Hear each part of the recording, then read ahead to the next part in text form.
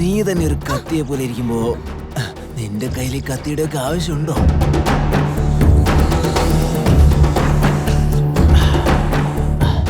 നിന്റെ അടിവയറ്റിന്ന് എടുത്ത ഈ കത്തി എന്ത് സുഖമാണ് എനിക്ക് തരുന്നറിയോ? നീ എന്തൊരു സുന്ദരിയാടി.